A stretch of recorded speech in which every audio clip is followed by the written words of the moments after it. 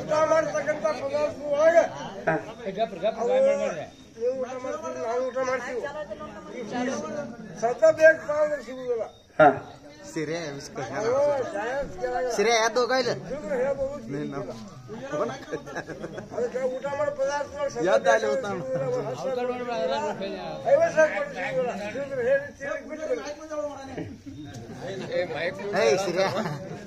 ವಿಷಯ ಕಾಕಾನು ಹೆಂಗದ ಅಂದ್ರ ಈಗ ಎಲ್ಲಾರು ಊಟಕ್ಕೆ ಕೂತಾರ. ಊಟಕ್ಕೆ ಕೂತಾಗ ಬೇಕಾದಂತ ಪದಾರ್ಥ ಯಾವ ಸಿಗಂಗಿಲ್ಲ. ಯಾವ್ದು ಸಿಗಂಗಿಲ್ಲ ಅಂತ ಕೇಳ್ತಾರ. 10,000 ಕೊಟ್ಟರು ಸಿಗಂಗಿಲ್ಲ, 50,000 ಕೊಟ್ಟರು ಸಿಗಂಗಿಲ್ಲ ಅಂತ ಹೇಳ್ತಾರ. ಇದು ಒಂದು ವಿಷಯ. ಇನ್ನೊಂದು ವಿಷಯ,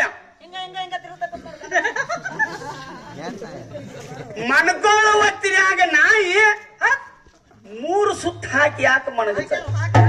ಹಾಕಿ ಮುಳ್ಕೋತೈತೆ ಅಂತ ಹೇಳ್ತಾರ ಅವ್ರ. ಹೌದಲ್ಲ? ಇದು ದ್ವಾಪಾರ ಯುಗದ ಒಳಗೆ ನಡೆದಂತ ಘಟನೆ ಹಿರಿಯ.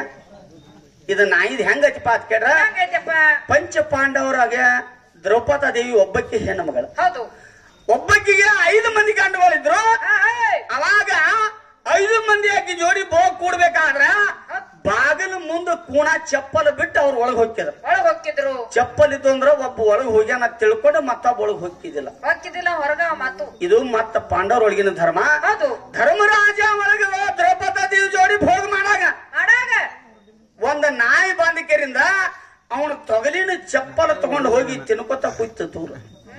ದುರ್ಗೊಂಡ್ ಗುಡಿ ಹಿಂದ ದುರ್ಗೊಂಡ್ ಗುಡಿ ಹಿಂದ ಎಲ್ಲೂ ಕಡ್ಕೋತ ಬೀಳ್ತಾವ. ಅದು ಕಾಲ್ವಾರಿ ತಗೊಂಡ್ ಹೋಗದ್ ಬಿಡಪ್ಪ. ಹೌದಿಲ್ಲ? ಅವಾಗ ಆ ಚಪ್ಪಲ್ ಕಡ್ಕೋತ ಹೋಗಾನ ಅರ್ಜುನ ಬಂದ ಅವನ ಸೀದಾ ಒಳಗೆ ಹೋಗ್ಬಿಟ್ಟು ಮತ್ತ ಬಾಗಲ್ದ ಚಪ್ಪಲ್ ಇಲ್ಲ ನಾನು ಹೋಗಿಬಿಟ್ಟ. ಧರ್ಮರಾಜ ದ್ರೌಪದಿ ಏಕಾಂತದೊಳಗಿದ್ದದ ನೆದರಿಗೆ ಬಿತ್ತು. ಅದಕ್ಕಾಗಿ ತೀರ್ಥ ಯಾತ್ರೆಗೆ ಹೊಂಟಿ ಅವ 3 ಲೋಕದ ಗಂಡ ಅರ್ಜುನ. ಅವಾಗ ಧರ್ಮರಾಜ ಕೇಳ್ತಾನ, ಏನತ್ತಪ್ಪ ನೀ ಯಾಕೆ ಒಳಗೆ ಬಂದಿ ಓತ್ ಕೇಳ್ದ. ಹೊರಗ ಅಣ್ಣ ನಿನ್ನ ಚಪ್ಪಲ ಇಲ್ಲ. ಧರ್ಮರಾಜ ಏನ್ ಮಾಡಿದ, ತನ್ನ ಜ್ಞಾನ ದೃಷ್ಟಿಯಿಂದ ನೋಡಿದಕ್ಕಾಗಿ ನಾಯಿ ಓದ ಚಪ್ಪಲ್ ತಿನ್ಕೋತ ಕೂತಿದ್ದ. ಅವಾಗ ಅವ ಹೇಳಿದ, ಏನತ್ತಪ್ಪ ನನ್ನ ಭೋಗ ಮಾಡುದು ನನ್ನ ತಮ್ಮ ಒಬ್ಬ ನೋಡ್ಯಾನ. ಹೌದಲ್ಲ? ನೀ ಭೋಗ ಮಾಡುದು ಇಡೀ ಜಗತ್ತು ನೋಡ್ಲತ್ತೇಳಿ ಶಾಪ ಕೊಟ್ಟ ಬಿಟ್ಟ. ಅಲ್ಲಿ ಹಿಡ್ಕೊಂಡು ಇಲ್ಲಿ ತನಕ ಎಲ್ಲಿ ಬೇಕಾದಲ್ಲಿ ನಾಯಿ ಭೋಗ ಮಾಡುದು ಊರ್ ಮಂದಿ ನೋಡ್ತತಿ. ಇನ್ನು ನಾಯಿ 3 ಸುತ್ತ ಹಾಕಿ ಯಾಕೆ ಮನಗಳು ಯಾಕೆ ಮಾಡ್ಕೋತೈತಿ? ಅಜ್ಜ ಒಂದೊಂದು ಮುಚ್ಚಿಟ್ಟು ಮಾತಾಡೋ ಸಕಟ್ ನಾ ನೇರವಾಗಿ ಬರತ್ತೆ. ಅರ್ಜುನ ಏನ್ ಮಾಡಿದಪ್ಪ, ನಾಯಿ ನನ್ನ ಅನ್ನನ ಭೋಗ ಮಾಡುದು ನನಗೆ ತೋರ್ಸೇದಿಲ್ಲ ಅಂದಾಗ ನಾಯಿ ಬಾಲ ಹಿಡ್ಕೊಂಡು 3 ಸುತ್ತ ತಿರುಗಿ ಹೊಡೆದು ಬಿಟ್ಟ. ನಾಯಿ ಬಿಡ್ಬೇಡ, ಅಲ್ಲಿ ಹಿಡ್ಕೊಂಡು ಇಲ್ಲಿ ತನಕ ಮನ್ಕೊಳ್ಳುವಾಗ ನಾಯಿ 3 ಸುತ್ತ ಹಾಕಿ ಮನ್ಕೋತದೆ. ಹಿಂಗೈತೆಪ್ಪ. ಇದು ಅಜ್ಜ ನೀ ಕೇಳಿರ್ತಕ್ಕಂತ ವಿಷಯ. ಹೌದಂದ್ರ ಹೌದನ್ರಿ, ಅಲ್ಲ ಅಂದ್ರ ಅಲ್ಲನ್ರಿ. ಯಾಕ ಅವ್ರು ಹೇಳ್ಬೇಕಲ್ಲ.